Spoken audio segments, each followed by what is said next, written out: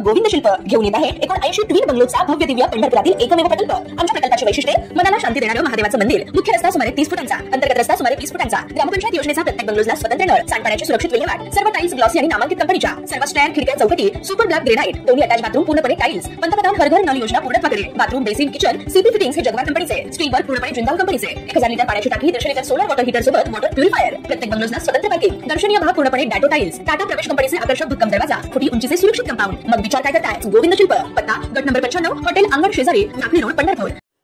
पुण्यातील भारती विद्यापीठ पोलीस ठाण्याच्या हद्दीतील गुजरवाडी परिसरात एक धक्कादायक घटना उघडकीस आली आहे। इथे एका तरुणाने आपल्या सख्या चुलत भावाची निर्गुण हत्या केली। भावाची हत्या केल्यानंतर पुरावा नष्ट करण्यासाठी भावाचा मृतदेह पोत्यात भरून फेकून दिला।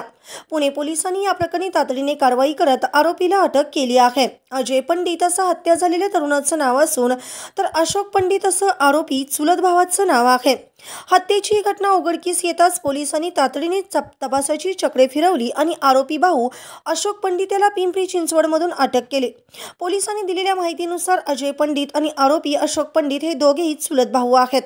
ते मूळचे झारखंड राज्यातील रहिवासी आहेत।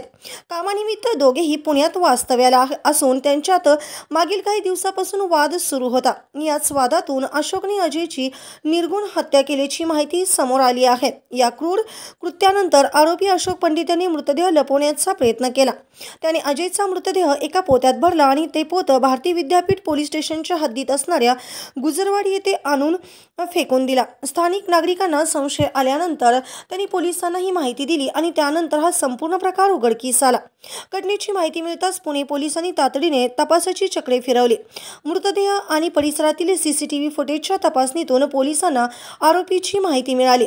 पोलिसांनी वेगाने तपास चक्रे फिरवीत आरोपी अशोक पंडित याचा माग काढला। अखेरीस आरोपी अशोक पंडित याला पोलिसांनी पिंपरी चिंचवड परिसरातून अटक केली। चुलत भावानेच भावाची हत्या केल्याची कबुली दिली। आपण ही हत्या नेमक्या कोणत्या कारणातून केली याचा अधिक तपास पोलीस करीत आहेत।